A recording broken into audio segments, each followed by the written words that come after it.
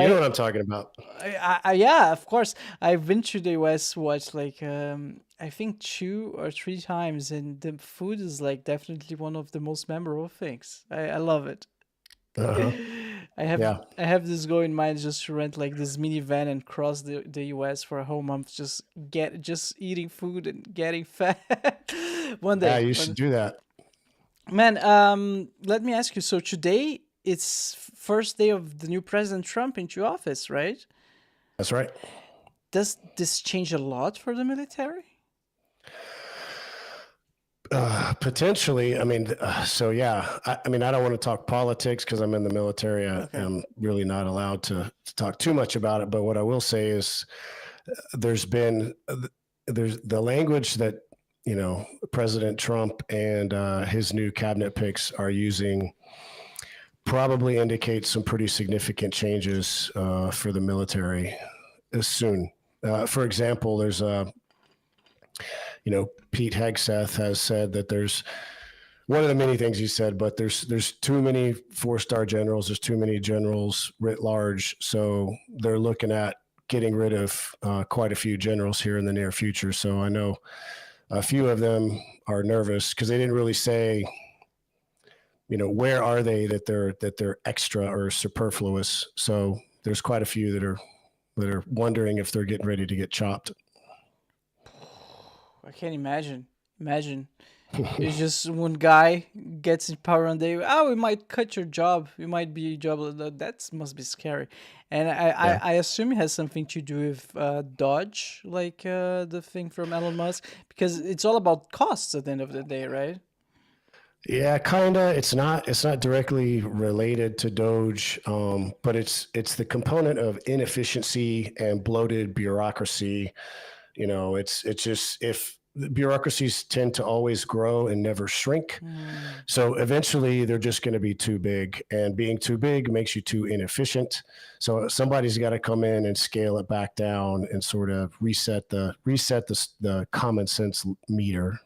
So would you agree that that needs to be done? I don't think it's a terrible idea. Oh, okay. Interesting.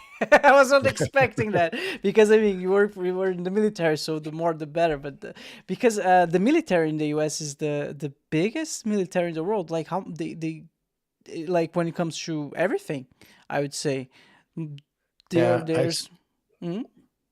it's not the biggest, No. but it's big. It's an interesting point because I've been so many places. I'll just answer your question. Then I have a sort of another point, but scaling back in certain areas can make it more efficient. Or if you scale back in certain areas, for example, if you cut some 4-star generals, that's a significant chunk of money that goes to those guys. You can maybe add something on the bottom end, or are we leveraging contracts for things like weapon systems the best? So there's room to clean it up, get rid of some of the what some would call the military industrial complex, where it's just this big loop of, we're giving money to overpaying contractors for weapon systems and things like that. So it's probably a good chance to sort of have a reset, take a look at where all the $900 billion that the Department of Defense gets. Just take another look at that and see, are we spending this money the correct way to get the best war fighters at the end of the day?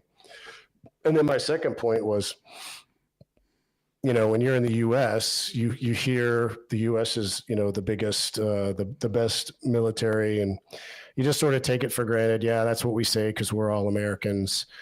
Fine. But then you go to other countries. Like I said, I was in the Baltics. I've been in Europe, and not that the militaries are different, but they're much smaller, right?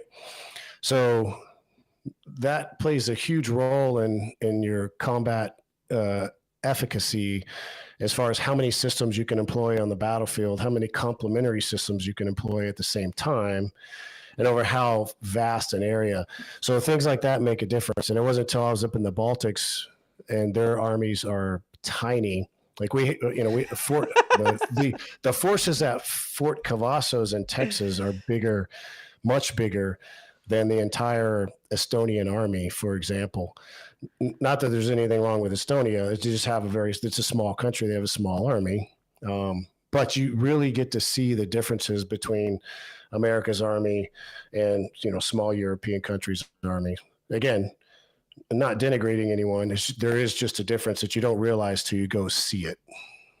Yeah, I mean, at the end of the day, like it's just because of the size, as you said, right? The States is such a big Yeah, country, like you have more manpower, it, basically.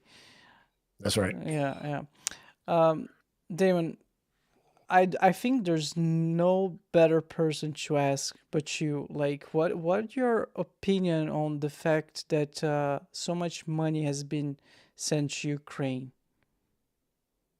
Ooh, that's a tricky one.